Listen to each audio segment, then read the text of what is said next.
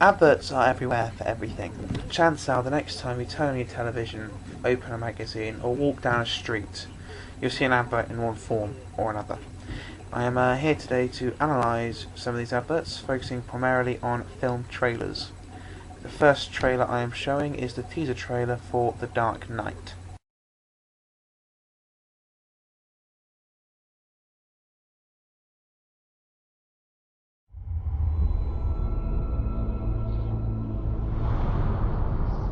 I knew the mob wouldn't go down without a fight, but this is different. They crossed the line. You crossed the line first, sir. You hammered them, and in their desperation, they turned to a man they didn't fully understand. Some men aren't looking for anything logical. They can't be bought, bullied, reasoned, or negotiated with. Some men just want to watch the world burn. Starting tonight, people will die. I'm a man of my word.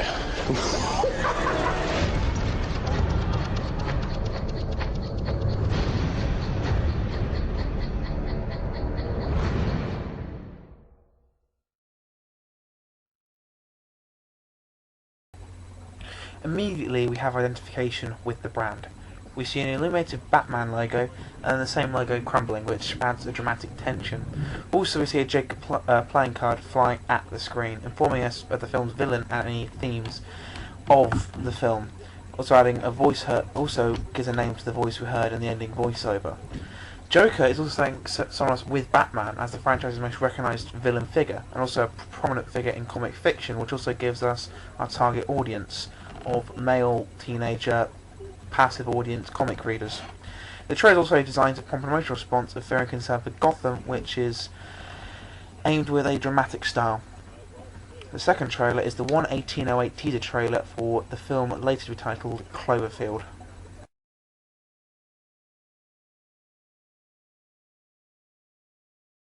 Quiet. He's coming. Guys, he's here. Let's go.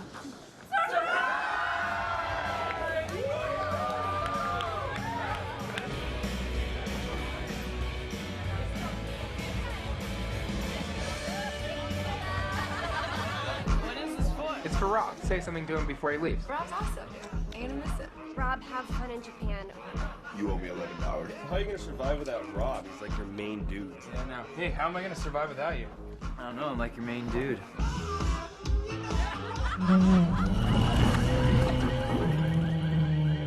What was that noise? He sounded like an animal. Yeah, just relax. Everything. Phone calls are pouring into the New York One newsroom as a thunderous, roaring sound. Do you see something from the roof? What animal sounds like that? Shaking everywhere, man. It's like tremors. Looks like you should have left town a little bit earlier.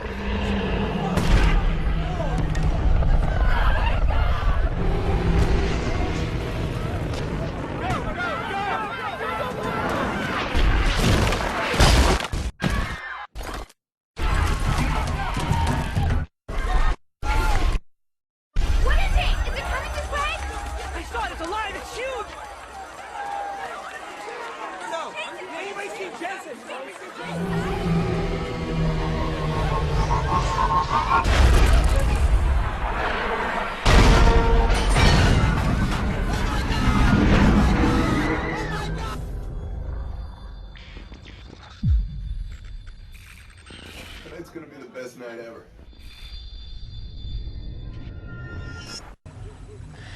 We see a group of 20-somethings as a party, which also immediately shows us our target audience. They are seeing off a friend who is taking a job in Japan.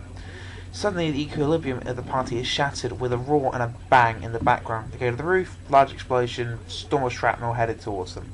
This adds tension to the scene, and also goes for an emotional response of fear and concern in our target audience. Also, notable thing is the trailer lacks a title of the film, which adds a bit of mystery.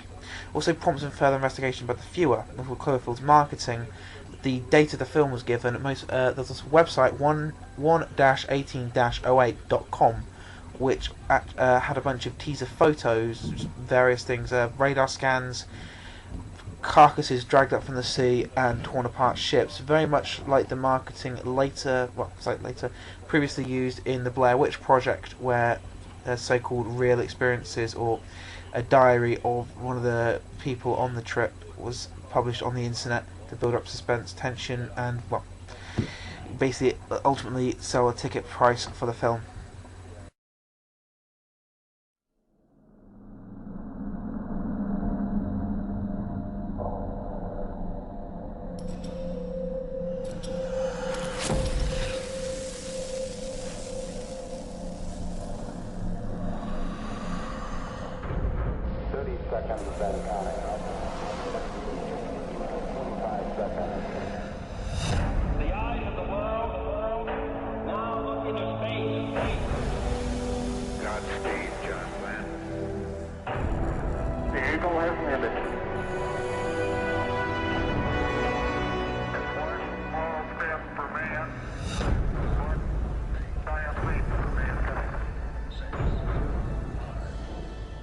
Space. The final frontier.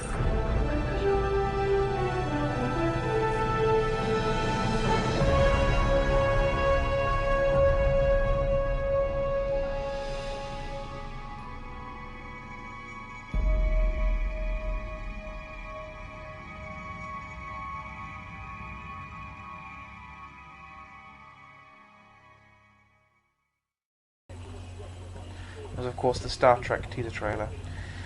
The trailer goes with particularly the Eagles landed a American space theme style. It's not necessarily about patriotism, but also they give us the inkling of what it could be. Then we of course see the USSR Enterprise finally under construction. So immediately we know our target audience are A, Star Trek fans, and B, sci-fi fans in general. Also tells us the average sci-fi fan is a supposedly demographically male passive audience. So we also immediately know our target audience and who the aim is film at. Particularly notably, this trailer was attached to the theatrical version of Cloverfield. The final trailer I will show is for American Psycho.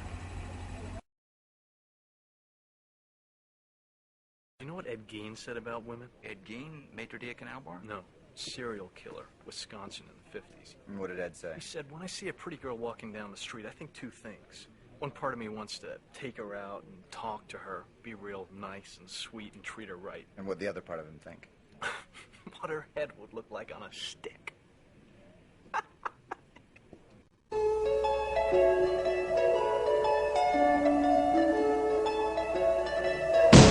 Wouldn't it be nice if we were older and we wouldn't have to wait so long? And wouldn't it be nice to live together in the kind of world where we belong? No, it's gonna make it that much better when we can say goodnight and stay together. Wouldn't it be nice if we could wake up in the morning when the day is new, and after having spent the day together, hold each other close the whole night through? What happy times together we've been spending. I wish that every kiss was never ending. But wouldn't it be nice? Maybe if we think and wish and hope and pray it might come true. Run, run, run, baby, then there wouldn't be a single thing we couldn't do. Or we could be married, or we could be married, and then we'd be happy, and then we'd be happy. Or wouldn't it be nice?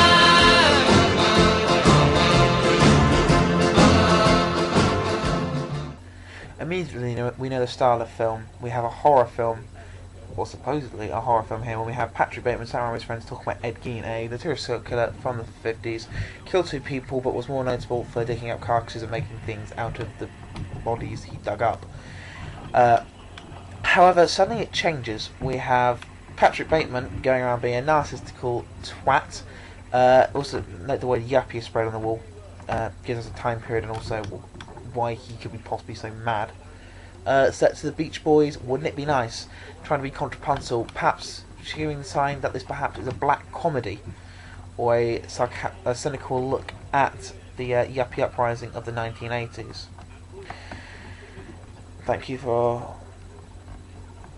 Also, we get our target audience. Most black comedies released in the past few years have been, or attempted to be, highbrow humour aimed at a more active audience. I will also have a lot of, particularly the gore factor, which claims, but a lot of horror fans who are mainly adolescent males of a passive audience variety. That's most of these trailers have been aimed at passive audience members. Thank you very much for watching. I hope you enjoyed it. See you on Thursday.